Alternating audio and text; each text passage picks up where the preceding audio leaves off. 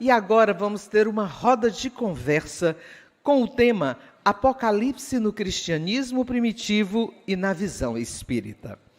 O professor Severino Celestino e o expositor Álvaro Mordecai têm realizado inúmeras lives maravilhosas, sempre em dupla, buscando as raízes judaicas e dos primeiros cristãos sobre as parábolas de Jesus e muitos outros temas. Juntamente com o dedicado estudioso Jorge Elahat, esse trio de amigos tem conduzido uma série de estudos, dentre os quais se destaca a série De Moisés a Kardec, que pode ser conferida no YouTube e outras redes sociais da Web Rádio Fraternidade e Parceiros. A partir deste momento, convido aqui ao palco os nossos expositores Severino Celestino e Álvaro Mordecai para nos apresentar como os cristãos do primeiro século compreendiam as profecias apocalípticas do final dos tempos, ao mesmo tempo em que os expositores trarão a valiosa contribuição da doutrina dos espíritos para, obviamente, o entendimento maior desta importante temática. Com a palavra, portanto, os nossos convidados.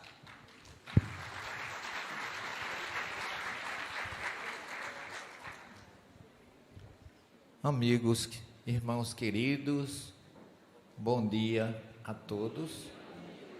Estamos felizes por mais esta oportunidade de poder juntos, eu e o Álvaro, trazer um pouco daquilo que a gente conhece a respeito de Apocalipse e Espiritismo. Parabenizo a organização e sinto que eles fizeram isso como se fosse a cereja do bolo do encontro. Mas não é bem isso que eu penso. Vamos justificar, depois que eu passar agora a palavra para o Álvaro, que vai dar o bom dia e saudar vocês. Pois não, querido. Bom dia a todos. No dia de ontem, o professor Severino Celestino teceu algumas palavras ao nosso respeito com muito carinho. Eu gostaria de dizer ao senhor que eu aceito seu carinho de pai espiritual e que, na medida das minhas limitações, tenho procurado retribuir.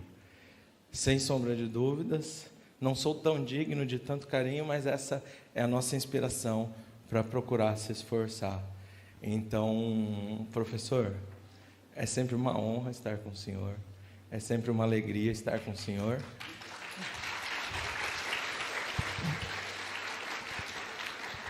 E acho que o que mais encanta todos nós com o professor Severino Celestino é a sua humildade e os seus bons exemplos deixados nessa caminhada.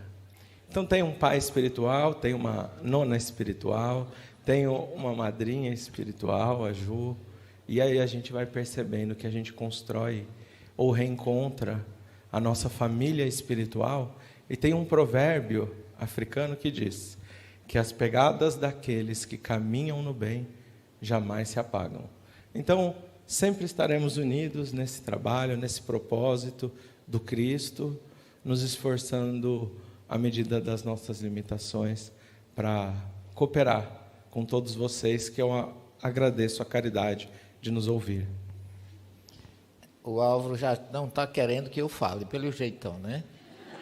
Estão vendo o que é que ele está fazendo comigo, né? Eu sou meio fraco para determinadas coisas, meu querido, mas eu queria lhe agradecer as suas palavras e dizer que se você está feliz de estar comigo, a minha felicidade é dobrada, feito tapioca, com relação a você.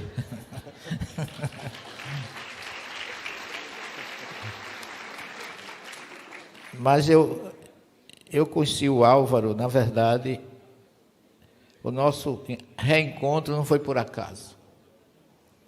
O MIEP de Campina Grande, que é uma instituição que eu me considero filho dela, é um encontro de carnaval que acontece em Campina Grande, nós vamos em janeiro, e no carnaval nós estaremos lá. Tem uma das fundadoras aqui, que é a nossa querida Santana Florinda, é cheia de flores, é o jeito dela mesmo. E foi lá que eu reencontrei o Álvaro. Eu tinha intenção de fazer esse trabalho assim, de uma forma bem cristã, judaico-cristã espírita. E eu sempre, desde 1979, já vão lá uns meses, né, que em 64, eu comecei a estudar a Bíblia. E as mulheres que são doidas por data já estão fazendo as contas aí. O cabo é usado. Desde 64 que eu comecei a estudar a Bíblia no seminário. Comecei meu curso de teologia. E o Espiritismo faz 44 anos que eu estudo, vai aniversariar agora. Então eu juntei de 64 a 79, estudando a Bíblia da forma católica. E de 79 para cá, a Bíblia de uma forma judaico-cristã espírita, graças à colocação de Kardec no primeiro capítulo do Evangelho segundo o Espiritismo. Então, o trabalho que nós queremos hoje, eu e o Álvaro, trazer para vocês, ele se reveste assim de uma importância muito grande, porque o Apocalipse não é um estudo, nem uma obra que a gente possa apresentar para vocês numa hora e todo mundo ir para casa satisfeito. O que eu posso dizer é que Fernando Bezerra, intuído pelo doutor Bezerra de Menezes, que são assim, os dois, né? Da família, e eu sou o discípulo humilde de nós, né, Álvaro, e você, do doutor Bezerra. Ele já nos convidou e tudo indica, no próximo mês de abril do ano que vem, eu e o Álvaro estaremos aqui com vocês, exatamente para dar continuidade a esse trabalho.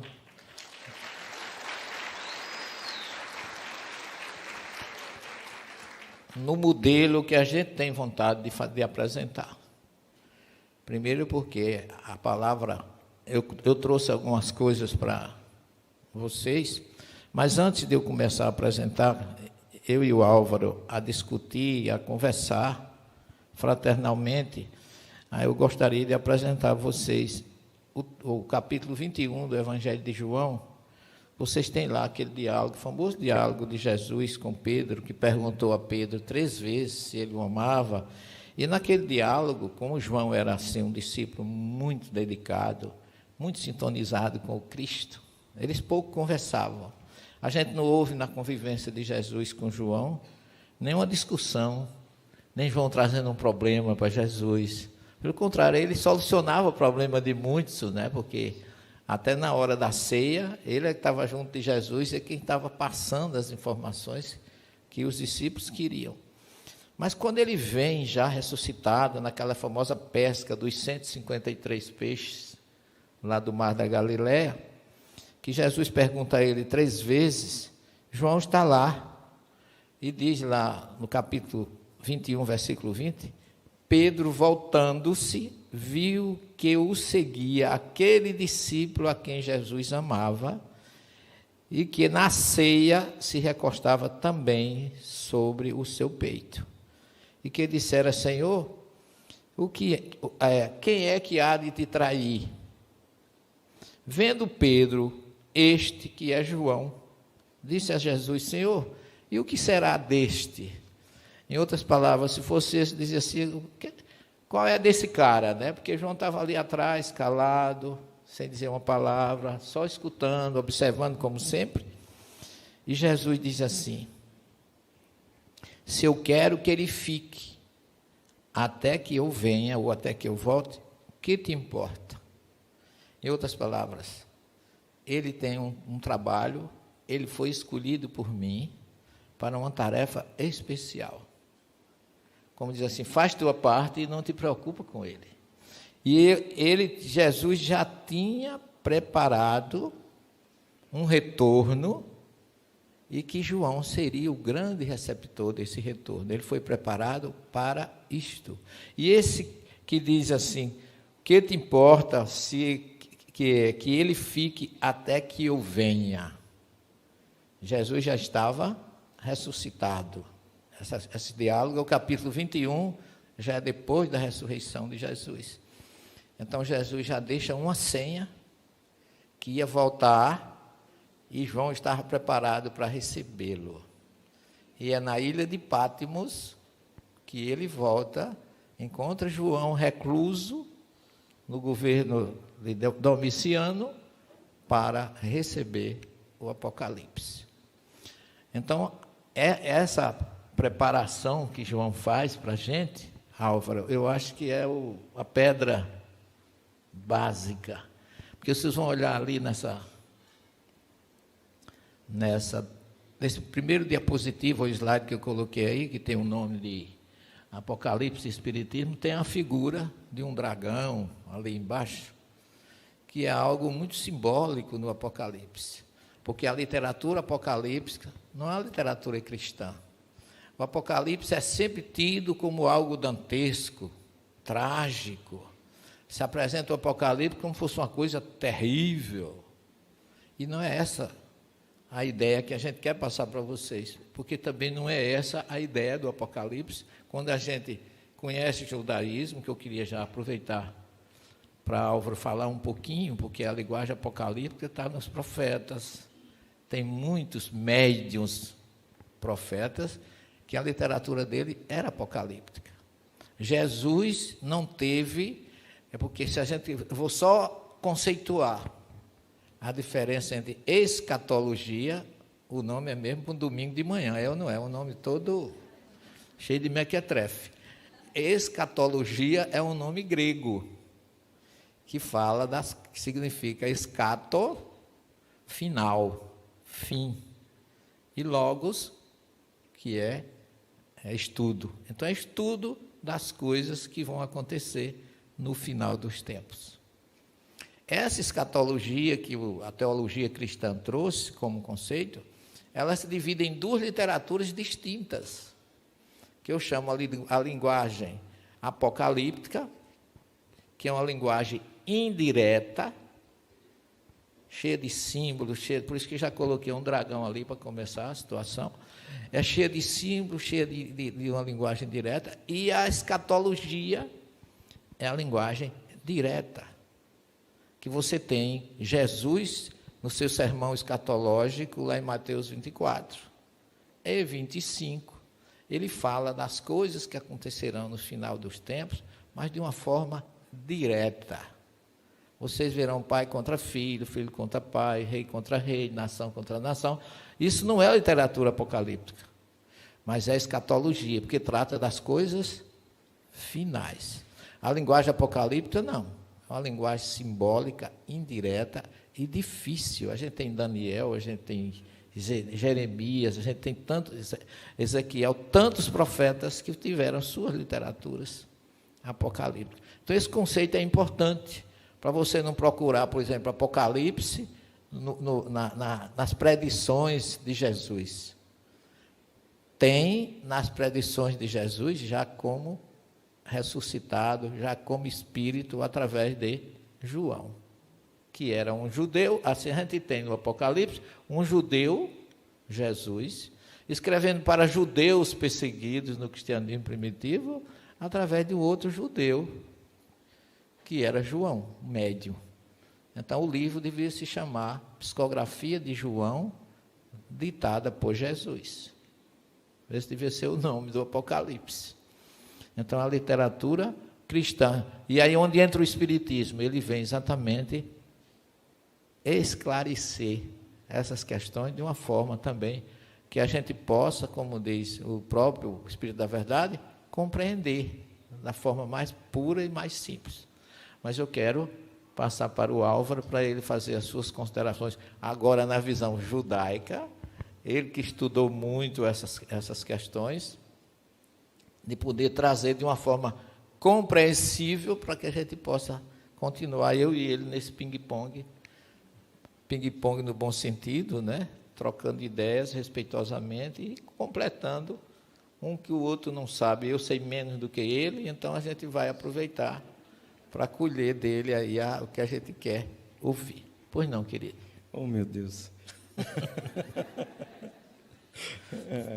Vamos lá. É muito comum a gente abrir o livro do Apocalipse e não entender nada. E está tudo bem. Porque não foi escrito para que nós pudéssemos entender com facilidade. Como o professor disse, a linguagem é totalmente simbólica. A gente já se embanana, vamos assim dizer, nas parábolas. Nas parábolas, às vezes, a gente já tem dificuldade, e se a gente olhar a história da evolução do cristianismo, a gente vai perceber quanto a gente se perdeu na literalidade do texto. E a gente ainda se perde. 1 segundo de distração, alguns minutos de distração, numa leitura, em um estudo, e a gente se apega à literalidade. O professor teve ontem a possibilidade de falar sobre os 4 níveis de interpretação. O primeiro nível de interpretação, que é pshat, em hebraico significa simples, é ensinado para crianças de 4 anos de idade, 5 anos de idade, quando é contada a história de Noé, de Adão e Eva, as histórias do Antigo Testamento, para crianças de 4 anos de idade. Ou seja, é um nível realmente mais simples. O Apocalipse, ele está no 4º nível de entendimento, só que totalmente escrito em símbolos. No Ocidente, a gente tem uma evolução do raciocínio oriunda da evolução greco-romana. No Oriente, os judeus, ou no Oriente Médio como um todo, ou no Extremo Oriente, nós temos uma condição de pensamento totalmente voltada em símbolos. Os símbolos são a linguagem primária de explicação. Ou seja, quando você fala ou estuda Talmud entre 2 judeus, não se traduz os símbolos, eles falam por si só. Aqui a gente precisa de tradução. Imagina ler um texto que a gente precisa de tecla SAP para todas as palavras. A linguagem é simbólica, a linguagem é metafórica, e se a gente não entender o médium que traz a mensagem e o espírito que assim inspira esse médium, a gente não consegue se aproximar à essência do Apocalipse. Allan Kardec nos diz que mediunidade está diretamente conectada à capacidade de interpretação do espírito. Ou seja, se um espírito de mesma envergadura, elevada, traz uma mensagem para mim e para o professor Severino Celestino, muito provavelmente o professor Severino Celestino vai ter capacidade de interpretação superior à minha. O que eu compreenderei da mensagem será mais reduzido. E isso está diretamente conectado à minha evolução anímica, ao contexto de todas as minhas experiências reencarnatórias e ao contexto, principalmente, da minha evolução espiritual nos dias de hoje, dentro dessa encarnação. Então, você quer olhar para o Apocalipse? Estude primeiramente a vida de João. Um apóstolo que eu falo quando eu olho para a vida de todos. Mas quando eu olho para a vida de João, eu falo, nossa, eu sirvo para ser esse cara. Porque ele era estressado, ele era arrogante, ele era uma pessoa extremamente exclusivista. Ele pediu para a mãe, olha, fala lá com Jesus. A senhora não é parenta de Maria? Fala com ele. Um à direita, o outro à esquerda, Jesus pode ficar aqui, coloca eu e Tiago ali. Ele já pede assim, intervém em sua mãe, a sua mãe, para que ela pedisse a Jesus. Quando ele está passando pela Samaria, ele fala assim, Senhor, os samaritanos não nos acolheram? Não fizeram o que Abraão deixa como um dos maiores ensinamentos, para acolher os peregrinos, os visitantes? Para um judeu, o professor Severino Celestino sabe disso, todo aquele que já se hospedou na casa de um judeu observante à lei, ele vai oferecer o que ele tem de melhor. Isso é obrigação, é dever. Então ele falou, se samaritanos nossos irmãos aqui, que a gente está brigado, irmão, mas deixa esse trem para lá. Eles não nos acolheram bem? Então eu vou pedir para... Quer que eu peça para descer fogo dos céus? Para queimar todo mundo? Para arrasar com eles? Esse é o espírito de João. Só que quando ele está lá no Apocalipse, ele já está transformado. Tudo isso se tornou matéria de superação para que ele se aproximasse da mensagem de Jesus. Ele já tinha o Evangelho com a autoridade moral devida àquele que verdadeiramente se transforma. Então, quando eu falo, eu tenho condições de ser esse, são pelas minhas imperfeições. Porque eu sei que muitos de nós temos demasiadas imperfeições ainda latentes em nosso espírito. Mas quando a gente vê Jesus se aproximando para trazer uma das mensagens mais importantes de todo o texto bíblico, como é encerrado a segunda revelação, através desse texto bíblico pelos apóstolos.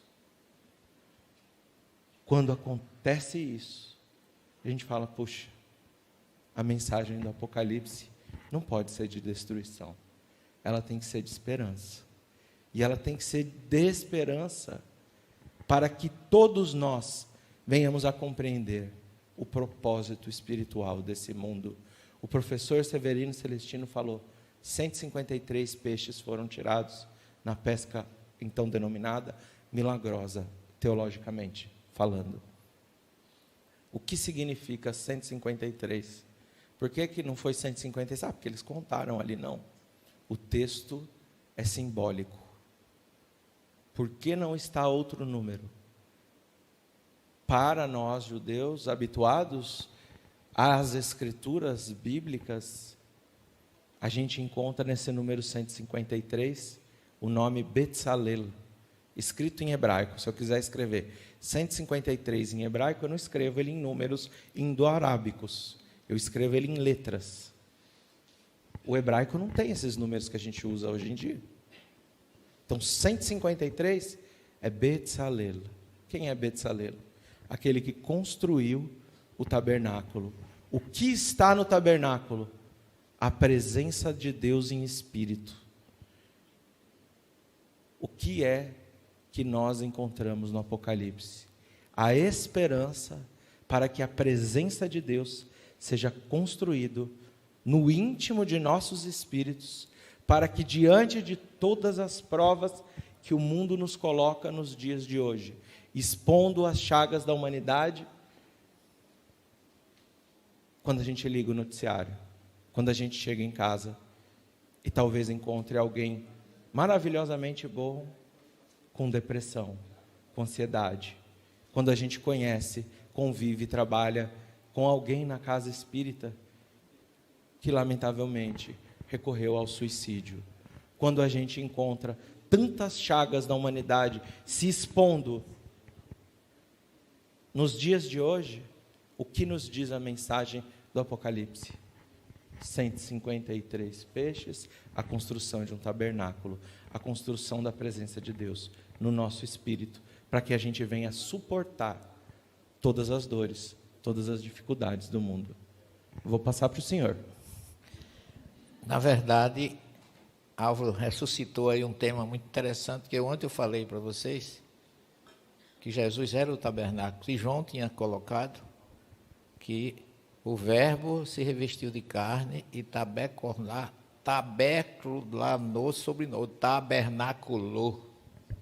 entre nós. Ou seja, a palavra tabernáculo está exatamente nos 153 peixes que foram pescados naquela manhã da ressurreição de Jesus. A receita espiritual por trás desse número é Jesus dizendo, antes de dizer para Pedro que João estava sendo preparado para receber quando ele voltasse, ele estava dizendo para o grupo, para nós, para a humanidade, eu sou o tabernáculo de Deus entre vocês, porque eu não tenho uma pedra onde recostar a cabeça, mas eu estou com vocês e estarei até a consumação dos séculos. porque Jesus não tinha residência. Onde é que ele morou? Morou na casa de Pedro por empréstimo, um tempo, enquanto estava na Galiléia. Mas ele não tinha a raposa tem suas tocas, a árvore tem seus ninhos, mas o Filho do Homem não tem uma pedra onde recostar a cabeça. Então, ele está se colocando nesses 153 peixes. Eu sou o tabernáculo que Betsalel construiu no deserto, que agora habita entre vocês. E João, como judeu, trouxe isso. Vejam como é que o número, na literatura judaica, traz conceitos. E eu fico, às vezes, encafifado. Esse é um termo nordestino, não sei se é nordestinês ou é cearense, não sei se é cearense. Mas eu fico encafifado quando eu vejo alguém pegar um texto no primeiro nível de tradução, naquele que é o peixe que Álvaro colocou, que a palavra peixe hebraica é simples, literal. Pegar um texto traduzido literal e muitas vezes mal traduzido, que é uma mensagem para uma criança de 4 anos, e dizer, está na Bíblia, é a palavra de Deus, eu tenho que seguir. Essa é a dificuldade. Por isso que eu não digo apreensivo, eu estou feliz de poder trazer, eu e o Álvaro, nós estamos, eu agora vamos usar plural, nós estamos felizes de poder trazer para você esses conceitos indispensáveis, porque se vocês saírem daqui hoje com uma visão, pelo menos interrogativa, não é conclusiva, é interrogativa sobre Apocalipse, e nós vamos sair felizes, porque estamos despertando em vocês uma curiosidade para entender a mensagem de quem? De Jesus. Que Jesus? O Jesus judeu, que veio através de outro judeu, escolhido por ele, porque quando João se opôs naquele processo de querer ser ele, e Tiago, e Salomé, a tia de Jesus, vem pedir a ele, né? Porque mulher e mãe só pede pouco. Já notaram essas coisas? Para o filho dela, eu saía de Alagoa Grande, o ônibus lotado, não tinha uma vaga para canto nenhum, eu vinha para João Pessoa, e quando eu ia subindo no ônibus, que eu olhava assim, dá vontade de descer, mas eu tinha que vir mesmo, tinha que vir em pé, 120 quilômetros. Minha mãe gritava assim para o motorista, arruma um lugarzinho aí para o meu filho. O ônibus assim. Aí o motorista olhava para mim e dizia, só se for no meu colo. Eu dizia, vou não, nem se preocupe que eu não vou não. Então, mãe, mulher e mãe tem essas coisas, só pede coisa fácil. E Salomé chega para Jesus, quem? Sobrinho, né? Filho de Maria. Aí diz assim, Jesusinho, vem cá. Eu quero te fazer um pedido, eu quero que tu coloque Joãozinho à direita e Tiaguinho à esquerda, quando tu estiver no teu reino. E isso ele já estava se preparando para voltar para a Judéia, já estava 2 anos e 4 meses aproximadamente na Galiléia. Aí Jesus olhou para ela e sorriu, né? Jesus era aquele ser inconfundível, e disse assim, mulher, tu não sabe o que tu estás pedindo. Quem desses aqui pode beber o cálice que eu vou beber? Eles disseram, nós poderemos. Eu disse, vocês podem beber o cálice que eu vou beber. Quando sentar à minha direita ou à minha esquerda, não cabe a mim decidir, mas meu Pai que está nos céus. Isso é uma resposta para que a gente não pense que vai para o céu de graça. Porque ele podia ter dito, eles já estão comigo, estão salvos. E Jesus colocou uma... E quando a tia dele sai, ele como líder, ele reuniu o grupo, porque o líder é esse, é assim, é aquele que não deixa ninguém desviado. Aí já começa a preparar João, que foi o pedido, partiu dele, né? Aí diz assim, menino, senta aqui, vamos resolver aqui o problema. Vocês sabem que o reino dos céus tem sido tomado de violência, e os conquistadores têm conquistado suas nações a ferro e fogo, na guerra, na luta. Mas conosco, o nosso grupinho aqui é diferente. Entre nós, quem quiser ser o maior, seja o servidor de todos. Porque o Filho do Homem não veio para ser servido, mas para servir. Aí botou ordem na casa. E João já ficou entendendo que política lá do outro lado não tem não, meu filho. Por isso que não devemos nunca misturar política com espiritualidade. Vamos dar a César o que é de César e a Deus o que é de Deus. Aqui nós temos uma...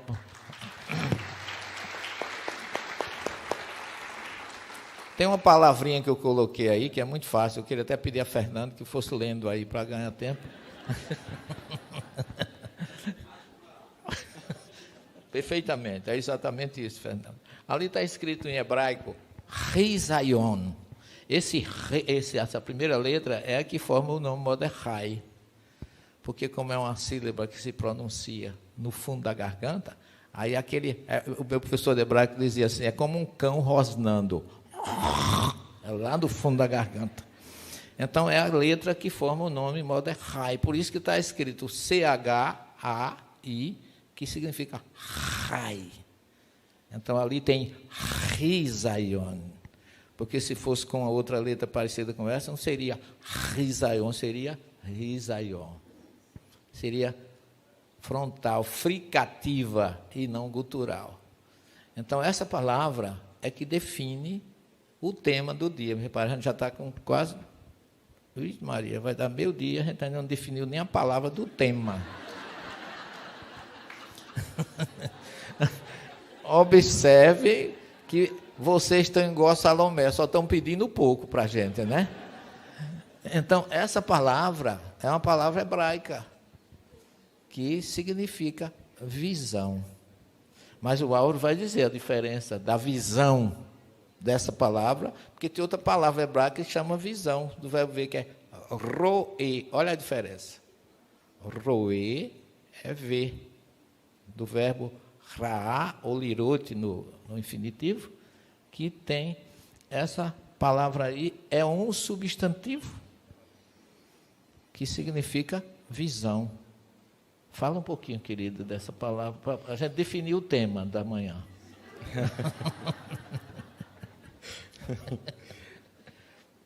Ani roeotcha, eu te vejo. Isso. Estou te olhando, estou compreendendo.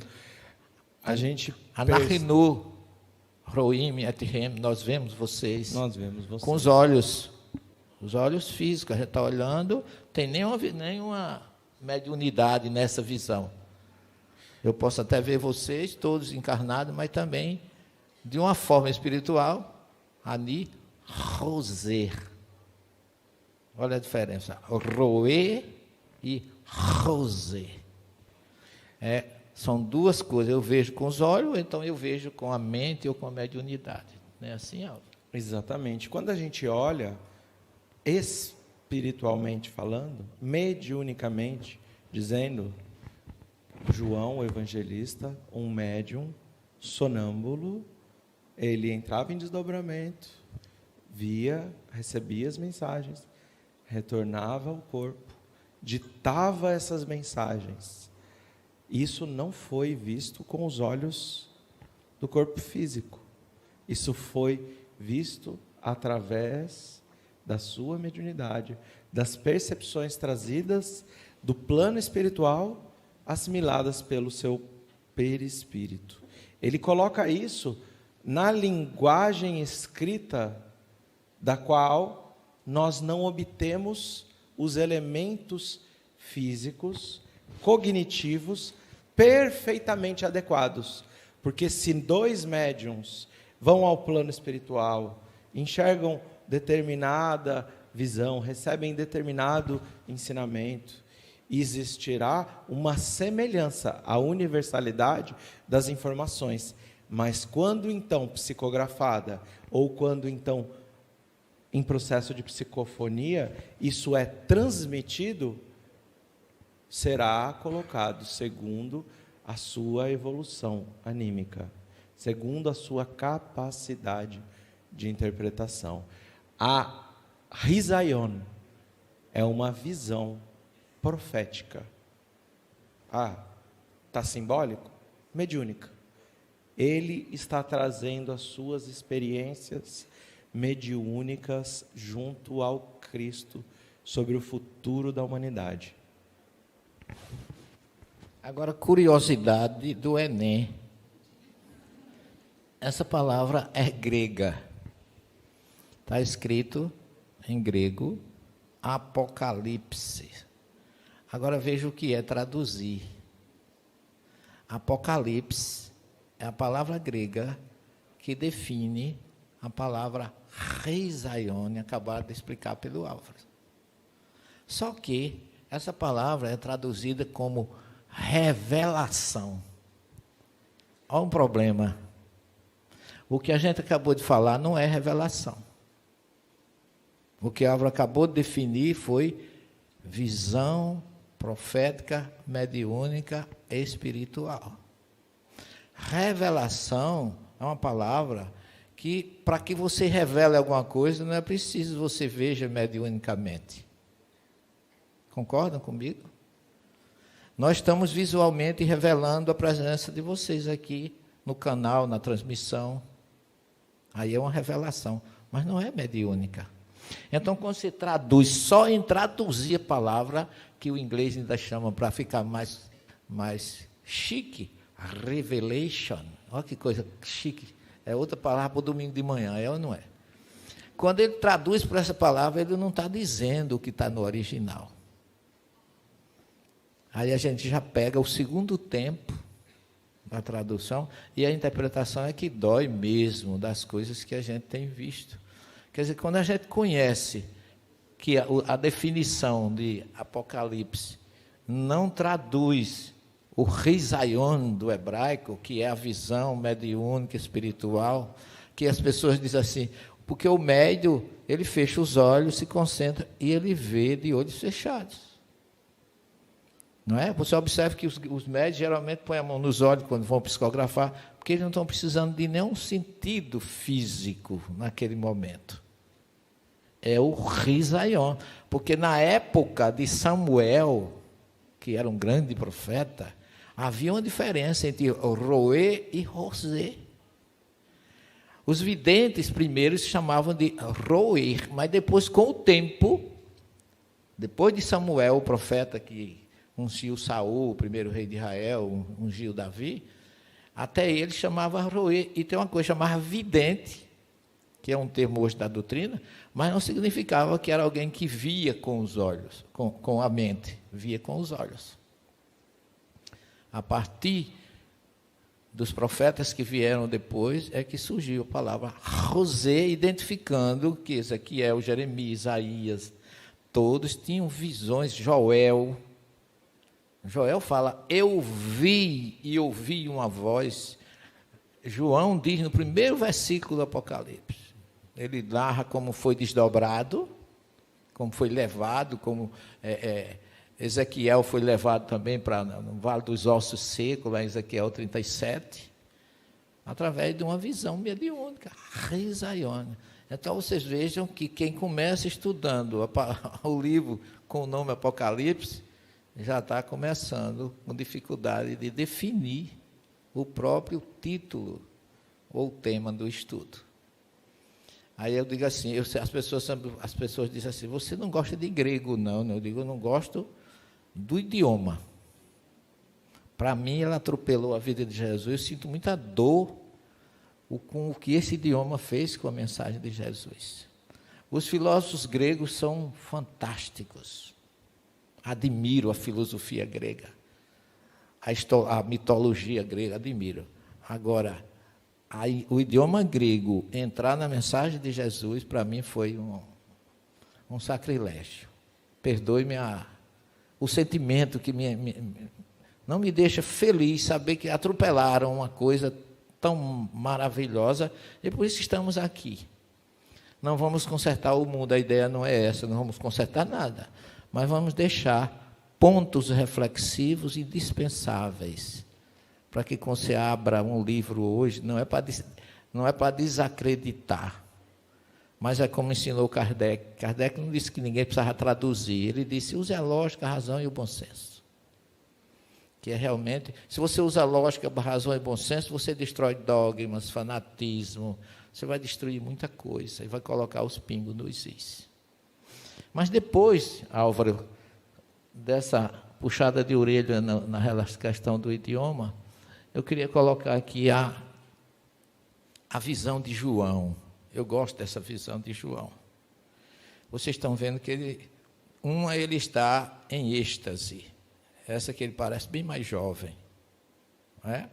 E a outra, ele está já idoso, barbudo, com um livro na mão, porque João foi, dos discípulos de Jesus, um dos que mais escreveu, por incrível que pareça, porque ele trouxe o Evangelho, o Apocalipse, 3 cartas, e ainda recebeu psicografia de mais 7 no Apocalipse. Quer dizer, é um conjunto de material imenso. Agora, curiosamente, vocês olhem que acima da cabeça de João tem uma ave. Não tem? Esse quadro é armênico, esse idioma que tem aí embaixo é armênio. Essa ave é uma águia. Por que uma águia? Todos os evangelhos têm um símbolo baseado nas visões do profeta Ezequiel. A ave é o pássaro que voa mais alto. Vive nas altas montanhas. Então, ele é muito profundo nas suas situações. Inclusive, é utilizada para dizer como Deus, na palavra merahefet, na criação, na harmonia do caos, do torro vavor, do início do Bereshit, que Deus merahefet, alpinei, tirron. Ele sobrevoava, numa forma protetiva, o planeta em desordem, porque com a sua posição de estar sobrevoando, semelhante à águia, a águia sobrevoou seu ninho, lá no alto das montanhas. Ela vigia seus filhotes. Se tiver algum predador, ela não está no ninho, mas ela imediatamente ela defende. Então Deus estava como se fosse uma águia merahefet, sobrevoando o planeta durante o caos, e a desordem foi corrigida com a sua palavra. E ri ouro, haja luz, vai rir ouro. A luz se fez e a harmonia aconteceu. Por isso, nós estamos vivendo um período de transição, de turbulência, um estado febril que passa o planeta, mas ninguém deve achar que ele está sem direção. Deus e Jesus estão senhores absolutos de tudo isso que está acontecendo. Faz parte do apressamento ou da pressa que Jesus tem de transformar esse planeta em planeta de regeneração. Então, a águia em cima do Evangelho, em cima da cabeça de João, denuncia a profundidade dos seus ensinamentos. Por isso que o Evangelho dele, o Apocalipse, ele aparece sempre como uma águia, porque ele é profundo, ele é espiritual, ele é do 4º nível, como bem colocou Álvaro. A gente tem a pardês, né, que é a palavra PRDS, são os 4 níveis. O peixe, o remeis, o midrástico, o doresh, que é o 3º nível, que é o que Jesus ensinava por parábola, e esse que a gente está atrevidamente mexendo agora é o 4º nível. É o oculto, é o, como é que os judeus chamam, é o nível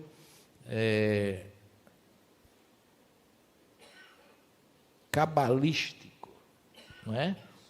O sode, que é secreto em hebraico. É o nível espiritual e cabalístico. O judeu usa mais o cabalístico, né? Nós usamos, como a gente não conhece, né? A gente usa mais o sode no sentido espiritual, profundo, profético não, parabólico. É com você, Álvaro. E é interessante a gente observar essa imagem, porque aqui são símbolos ocidentais ligados ao Império Romano. Então, por exemplo, a águia é o animal que representa o Império Romano. Mas o mais importante é essa questão da mediunidade de João. Tem um quadro, ele está em exposição lá no pátio do Colégio de São Paulo, onde José de Anchieta escreve nas areias da praia. E existe uma luz bem grandiosa sobre a cabeça. É a mesma representação. É a representação da mediunidade dentro desse processo. com todo respeito, a evolução do Padre José de Anchieta, um espírito que auxilia na doutrina dos espíritos, extremamente elevado, evoluído, que tem uma cooperação magnânima, um nível de servidão do qual, quem sabe, daqui a alguns milênios, eu alcançarei. Mas aqui nós estamos falando do apóstolo preferido, que vem com as suas fragilidades, trabalha, vence, combate o bom combate, vence a si próprio, edifica no seu espírito o nível de servidão e de amor máximo. Se não fosse por João, nós não conheceríamos o Evangelho pela palavra amor. É João o evangelista que traz mais, acho que 44 vezes, salvo engano, um número maior, a definição do amor como sendo o propósito do Evangelho e a missão do Cristo. Então, esse apóstolo que aprendeu a amar, que consegue alcançar as mais altas esferas espirituais, jamais poderia trazer uma mensagem sobre a destruição e o desânimo. A fé apocalíptica é uma fé que acompanha os mártires do judaísmo. Álvaro, o judaísmo teve mártires? Muitos. O Espírito Mordecai, na revista Espírita, fala sobre os mártires esquecidos da primeira revelação. Aqueles que sustentaram através do sacrifício da vida física a chama da fé inabalável no Deus único. No período conhecido por Antíoco Epífanes, quando a gente quer definir algo de maneira poética, extremamente conturbada, a gente fala é uma epifania. É uma... Deus Cronos. Deus com Deus minúsculo, viu, gente? Bem-vindo, Deus Cronos. Quando a gente quer definir algo como extremamente conturbado, falar foi uma epifania, foi uma invasão. O povo de Israel viveu alguns séculos antes da vinda do Cristo a subjugação deste que conseguiu de alguma forma ser mais voraz que o próprio Império Romano.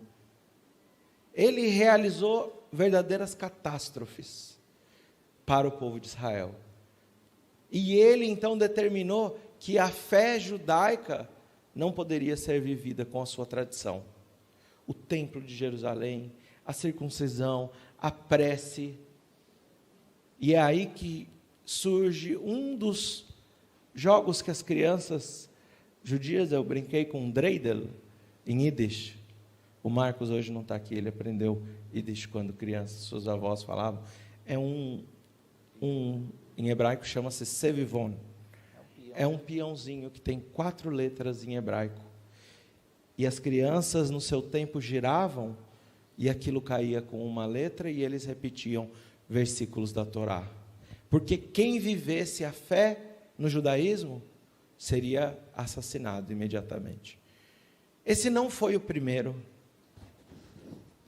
não foi o último, mas foi um dos tantos que, segundo nos diz o Espírito Mordecai, todos os povos ao redor, quando viam a luz incandescente da primeira revelação, razão pela qual nós estamos na continuidade dessa obra, é pelos tantos mártires esquecidos do judaísmo que mantiveram essas tradições e essa fé no Deus vivo, fazendo com que as crianças brincassem e repetissem os valores, entendendo aqui a evangelização infantil e o movimento de juventude como sendo dos mais importantes, porque os mais velhos, muito provavelmente, iriam para o martírio, mas o legado estaria deixado por pequenas frases, por pequenos momentos que fazem valorizar o momento em família e a transmissão dos valores, como Abraão propôs, dentro do núcleo, do seio familiar, fortificando esses elementos para quê? Para que a fé apocalíptica surgisse, estivesse viva e inspirasse os mártires dos 3 primeiros séculos do cristianismo. Os últimos desse, homenageados por Emmanuel no livro Ave Cristo, os últimos mártires do cristianismo. Não foram criadores de uma fé, mas levaram a sequência da completude de uma obra onde, conhecendo o amor ao Cristo, viviam a resistência ali contra o Império Romano, mais uma vez, a história se repetindo, mas vencendo a maior de todas as batalhas, dentro do íntimo de seus espíritos, para que Apocalipse, em momento algum, venha a ser congregado, assimilado, compreendido com destruição. Porque se nós temos certeza de uma condição, é que o Apocalipse é a revelação, que o Apocalipse é a tradução de que nós jamais nos encontraremos sozinhos, desamparados, por mais difícil que seja a situação vivida em nossas vidas particulares e para nós, trabalhadores espíritas. Quanto mais nos dedicamos no bem, quanto mais servimos como espíritos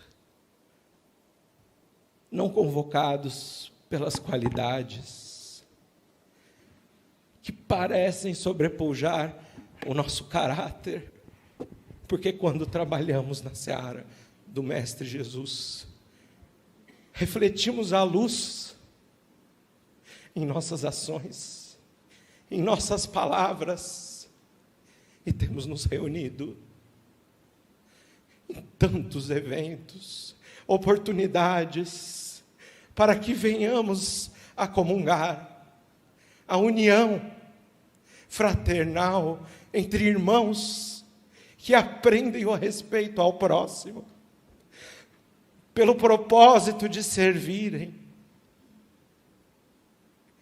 imperfeitos, mas qualificados para a restauração de débitos que carregamos no íntimo de nossas consciências, nos possibilitando viver a esperança de uma união que jamais se aquebranta, que jamais se fragiliza diante de tantos os empecilhos do mundo. Os maiores destes, muitas vezes, se encontram em nosso lar, se encontram em nossa jornada de trabalho, com o companheiro que demonstra suas imperfeições, a fim de que venhamos aprender a caridade através do perdão, o amor através da indulgência,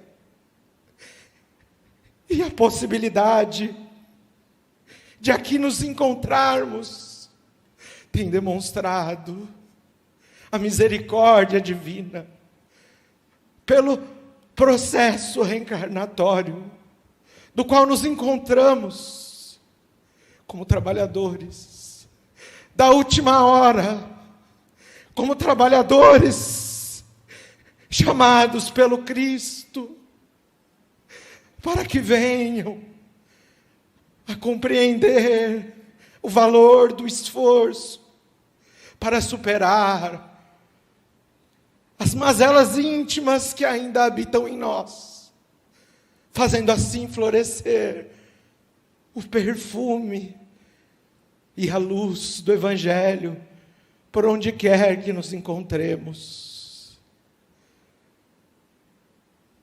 Amados irmãos, filhos de nosso coração, asseveramos o convite realizado no íntimo de vossas almas, para que podeis santificar vossa vivência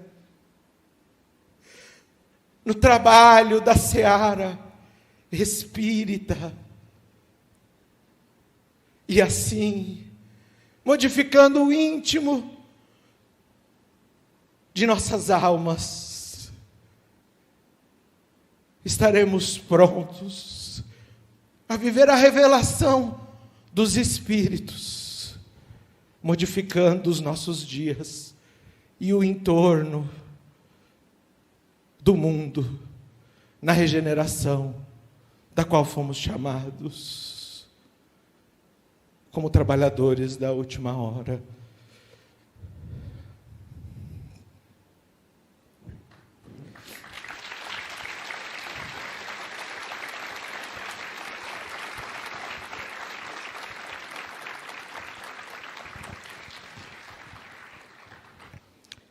Com essa mensagem, nós damos por encerrado o nosso trabalho de hoje.